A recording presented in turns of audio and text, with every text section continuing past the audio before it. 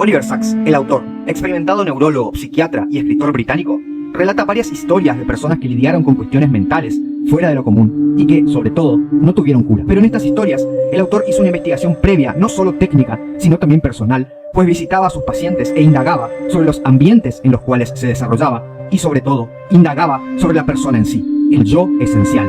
Para él, la historia clínica como la conocemos hoy es incompleta por esa escasez de preocupación por ese yo esencial. Te recomiendo que al escuchar cada una de las historias trates de tener la mayor empatía posible sobre lo que les sucede a estas personas. Eso te va a ayudar a poner en tela de juicio lo que consideramos normal, entre comillas, a darte cuenta de que quizás uno o más aspectos de tu personalidad también coinciden con los de estas personas y sobre todo para que entiendas que no estamos exentos de que suceda lo mismo en nuestro cerebro. Bienvenido nuevamente a este canal de investigaciones, historicismos, filosofías, pensamientos y sobre todo de grandes dudas. Bienvenidos a Spartax. Primer relato: el hombre que confundió a su mujer con un sombrero. El Dr. P había sido un famoso cantante y luego un profesor de música de gran renombre. Fue justamente en la escuela de música donde comenzaron ciertos sucesos extraños.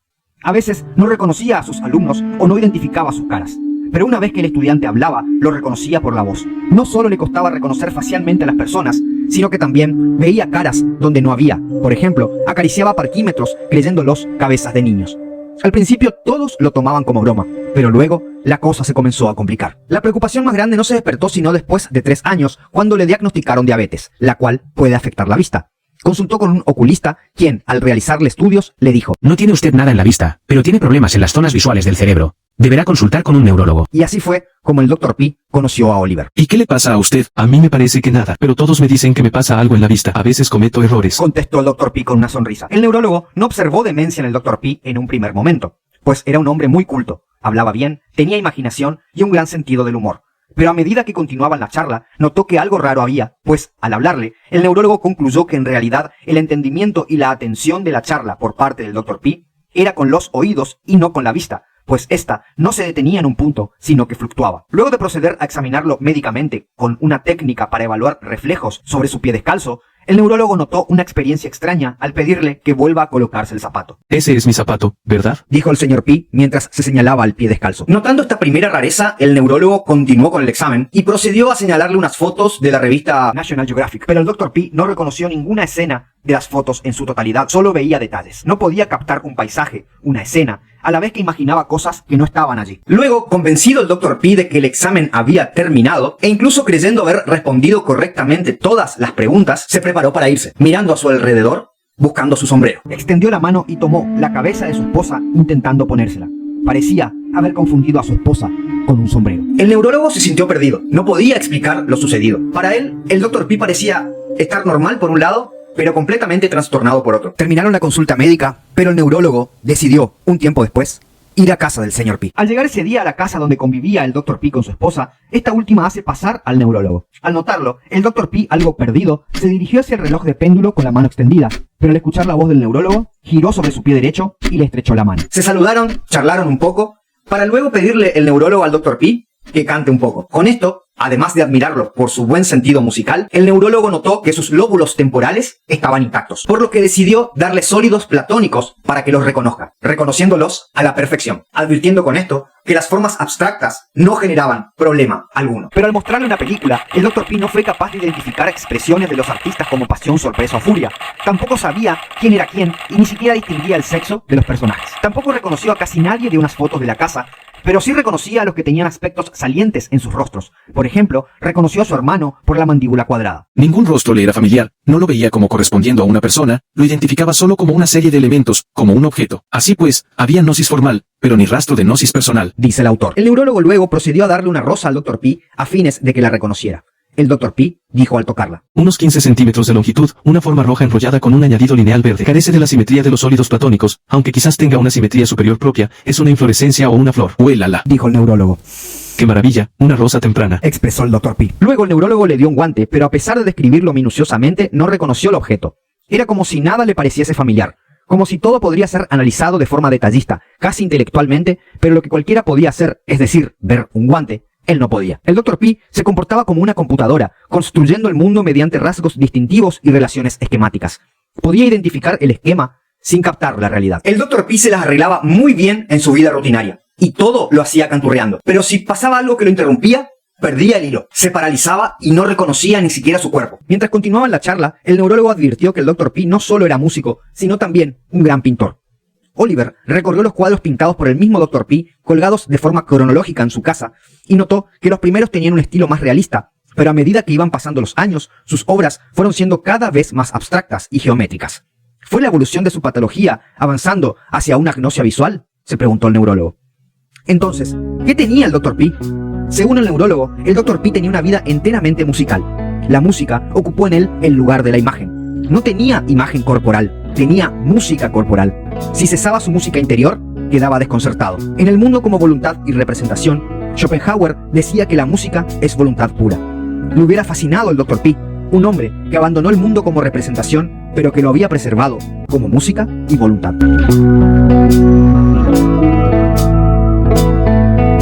El hombre que se cayó de la cama.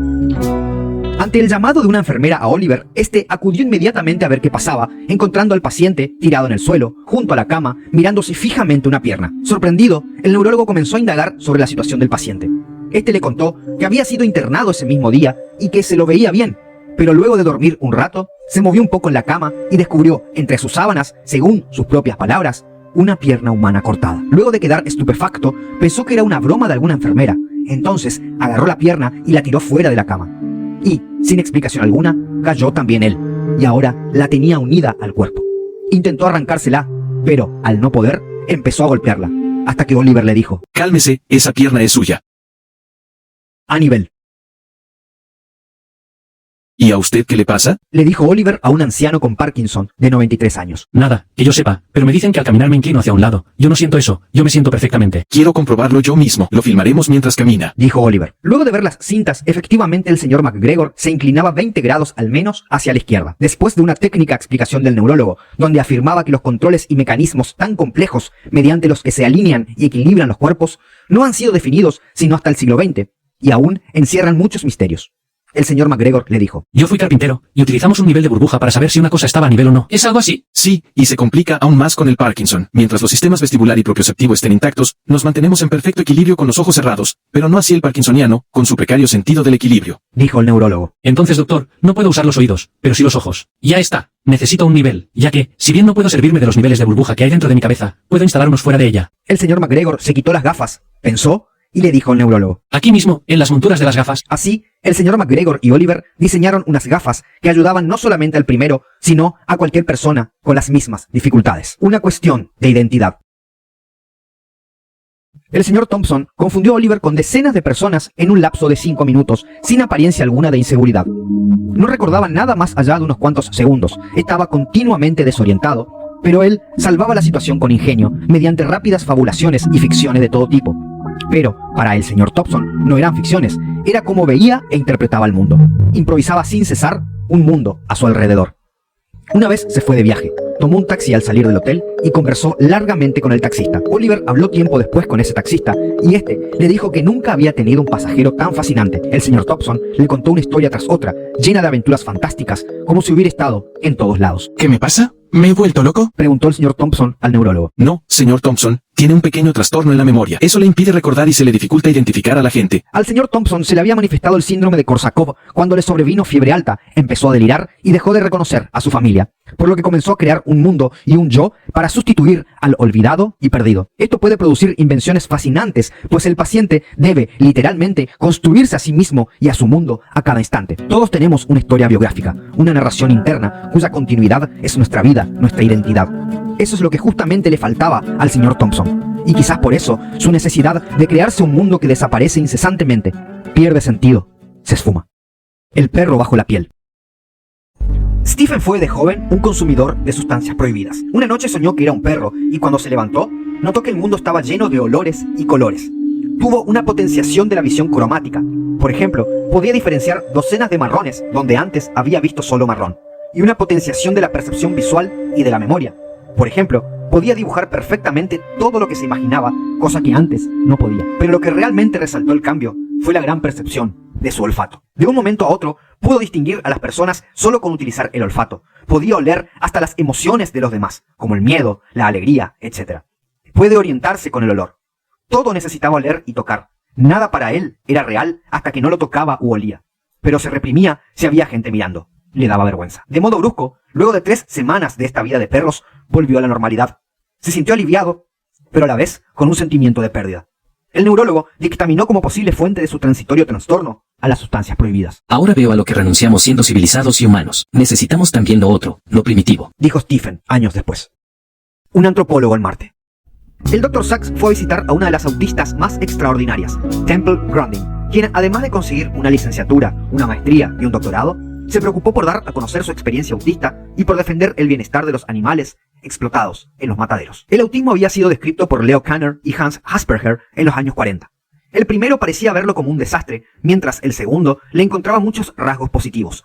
Este último decía que los autistas pueden tener una particular originalidad de pensamiento y experiencia que bien podría conducir a logros excepcionales en fases posteriores de la vida. En la década de los 70, unos investigadores de origen londinense, con una investigación más sistemática que la anterior, determinaron que el autismo implicaba un trastorno en el desarrollo y que la tríada de deterioros de los autistas era la siguiente: deterioro de la interacción social, de la comunicación verbal y no verbal, y de la actividad lúdica e imaginativa. Esto implica que los autistas no poseen noción de las mentes de los demás, ni sensibilidad hacia ellas, y a veces ni de la suya propia. Pero, de todos modos, esta no es más que una hipótesis, pues ninguna teoría hasta la actualidad ha podido abarcar toda la gama de fenómenos que se observan en el autismo. Temple Grandin, contra el pensamiento vigente de la época de que los autistas eran incapaces de comprenderse a sí mismos y a los demás, relató su propia autobiografía. En la misma, Temple describió que desde siempre, desde que era muy niña, se sintió muy distinta a las demás personas. A los 6 meses ya comenzó a ponerse rígida en los brazos de su madre, y a los 10 arañaba como un animal salvaje. Su mundo estaba hecho de sensaciones agudizadas, a veces hasta un grado torturante. Habla de sus orejas a la edad de 2 o 3 años, como de confusos micrófonos que le transmitían todo, fuera o no relevante para ella, y a todo volumen. No comprendía ninguna de las reglas de las relaciones humanas. Sentía que los demás niños ya comprendían las actitudes de sus semejantes, sin poder ella conseguirlo. Terminó volviéndose muy violenta a la temprana edad